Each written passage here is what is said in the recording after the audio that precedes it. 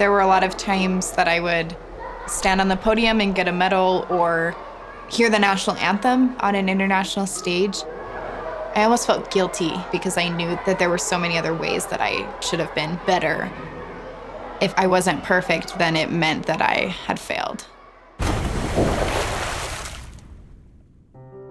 Synchronized swimming was my life. I felt like a different person when I was in the water. From the time I started when I was little, I just practiced and practiced and practiced and pushed myself. And when I was 16, I made the senior national team and moved to California to train full-time for the Olympic Games. Shortly after Worlds, I faced a lot of struggles with my health. A short-term break to figure it out kind of turned into a permanent retirement. It was that idea that I could be perfect and that I needed to be perfect that completely consumed me and not only destroyed my career, but derailed everything else in my life. At the same time, there was just a lot of pressure for me to be always happy with my life, my church attendance, and my schooling. Always had this weird sense of fear that something was going wrong inside of me. I didn't want to feel like my life was falling apart, and I didn't want to feel like I didn't have it all together, that I wasn't worthy, or that I didn't know what I was doing, because those are feelings I had avoided my whole life. There was one day that my therapist had me stand up and look in a mirror, and I had to look myself in the eyes, and I had to tell myself 3 things that I loved about myself, that I was proud of. And I couldn't do it. I cried. After I kind of broke down those walls, I think therapy really helped me have more control over what was happening in my head, what my thoughts really were and what they meant and where they were coming from.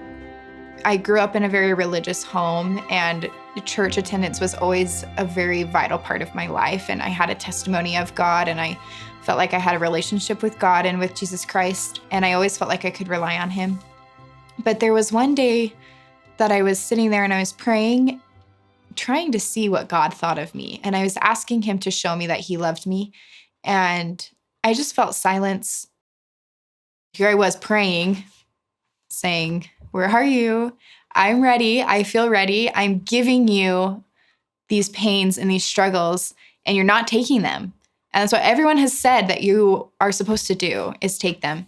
And I think that's when I hit rock bottom and thought, I am not perfect enough for God. Because I'm not enough now, I'm never going to be enough for him or for anybody else. And so that's it. Where do you go from there? I kept going to church, and I kept doing the things that I was supposed to do. I was listening to someone speak, and all of a sudden, I just felt this warmth in my body, and it completely filled every empty space that I had. And I would even say that I had never felt anything like that in my life, ever.